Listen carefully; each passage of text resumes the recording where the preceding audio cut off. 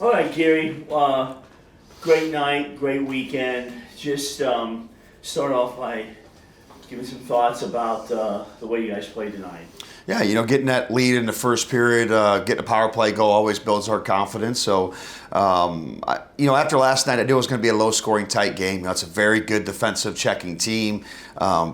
I'm sure their coach read them the riot act for allowing, five even strength, not even strength, four even strength goals last night. But it's very uncharacteristic of Huntsville to allow that many goals. So, and they're a very well coached team. So you knew that they would be better tonight, and we had our team prepared for that. And I thought it was a tight checking game. It was a playoff feel. It was heavy. It was physical. There was a lot of clean, heavy, physical play out there. And of course, there was the dirty, cheap shot that kind of got some things escalated there. But for the most part, both teams played the way the hockey game should be played, which was hard and physical. So it was an entertaining game, I think, to watch. Less than 4 minutes in, the kind of tone set, penalty, elbow against the boards. Your guys come to the rescue.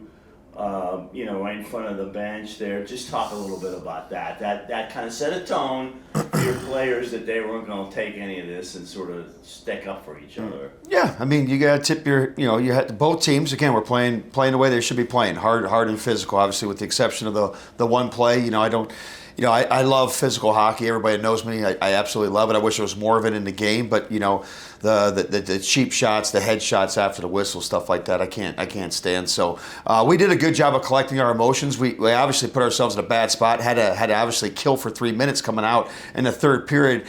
Down 3 players at that time. So I was really a little bit concerned, but again, our penalty kill really rose to the occasion, and everybody played PK minutes. I mean, all 5D and all 8 forwards, even our new guys that haven't played penalty kill, Houston Wilson killed, Rosser killed, Herbs killed, everybody was killing, and everybody did a good job. Obviously, another great game for Gary Milan. Let's first talk about the pass he made in the first period for that Widmar's goal. It was perfect, right on his stick, buried it. Yep.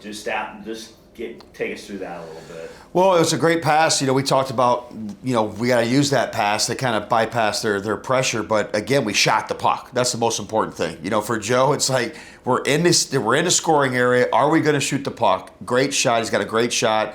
And you see, again, we execute and get the goal there. So did we pass up chances to shoot tonight?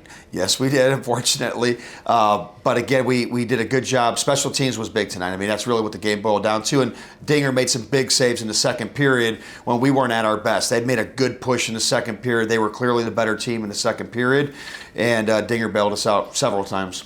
Then, of course, the big moment in the game, they tie it, and then wasn't real long after that where Garrett made that move and just a nice backhand shot through the legs. Just talk about that.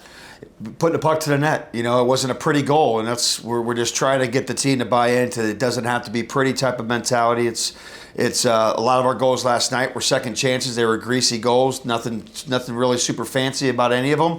And again, we tried to go into tonight's game plan was showing it in the video in the pre-scout. Finally, we did it. This is what we got to do. And, again, that's a perfect example of just throw a puck at the net and you get rewarded sometimes. Gary, tonight, big moment, setting the franchise attendance record. Just your thoughts on that. After last year, they drew a record attendance, and then there's still 3 home games left, and they've already broken it. I didn't know that. That's awesome. Yeah, I didn't. Yeah, that's amazing. Well, again, it just goes to show we've talked about all year about the community embracing and what we're doing as an organization to put a fun product not only on the ice but the environment off the ice. Again, I went out today and to see the kind of the front parking lot, and it was unbelievable. Hearing Colin play in the stands and the bagpipes, they just really rolled out the red carpet for the fans in this event, and I think that's why the community is really rallying around the team and coming to support more every year is because of what we're doing. After last weekend, what did you learn this weekend about your team getting these 4 points from a team ahead of you in the standings?